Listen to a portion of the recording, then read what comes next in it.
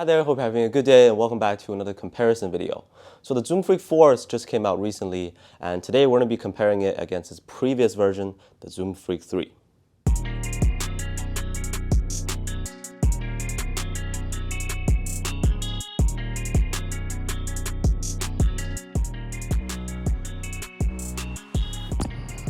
Price-wise, Nike raised the retail price by $10 from the $120 to the $130 on the Zoom Freak 4.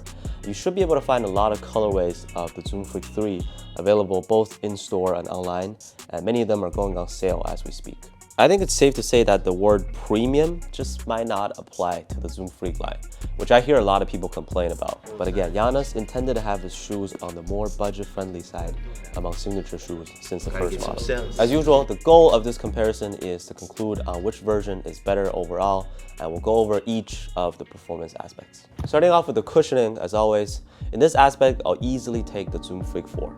Two reasons: a smoother transition from front to back and a lot more compression in the heels. In terms of the structure, both shoes have a wider forefoot shape, but the Zoom Freak 3 does not feel as fluent as the 4 on feet. The 3s do have a nice little bounce in them, so the responsiveness is up to the sender. The amount of compression and softness you get with the 4s, however, is unmatched by the 3s. Yeah, so this time, before even putting them on at the same time to compare, it was already clear to me that the 4s have better cushioning. Moving on to the traction, from my experience, the Zoom Freak 4 also worked better. It is a more squeaky shoe indoors, and so far the traction has performed really consistently for me. The Zoom Freak 3's traction, sometimes if I was to do like hard stops on purpose, it fails to grip the floor, and occasionally my foot would like almost stumble in the movement. If you compare them side by side, the traction patterns have some similarities, but the more irregular pattern on the 4s had better performance on the court. With the fit, both versions fit true to size and they were both right on.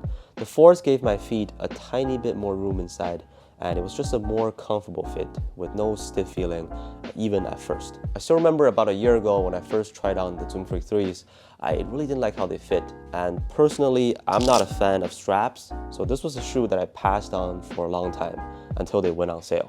If you prefer a tight and snug fit in your hoop shoes, the Zoom Freak 3 has more eyelets and a more secure lacing system, but the 4s aren't bad at all. It actually has decent lockdown too. And in general, the 3s will take more time to break in. Materials, again, to be honest, it does feel kind of cheap on both.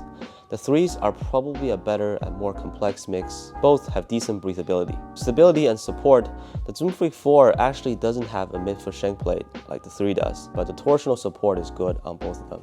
And none of these two are really shoes that you can bend easily. I mean, they are very sturdy in that regard. Lastly, with the weight, the Zoom Freak 3 is slightly heavier. For my size 10.5 pair, it is 390 grams versus the 375 grams on the Zoom Freak 4. But it's a small difference of like 15 grams. You really won't feel it on the court. Overall, between the Zoom Freak 3 and 4, which one is better? This one was not that hard to decide. I'll take the Zoom Freak 4 as the better performer. So to quickly recap this comparison, in the two most important aspects, traction and cushioning, the Zoom Freak 4 is better, and it does have an easier and more comfortable fit. In the other categories, there's no major gaps in performance that will change my mind as a consumer. Later on, like maybe a few months later, I do anticipate the Zoom Freak 4s to eventually go on sale as well.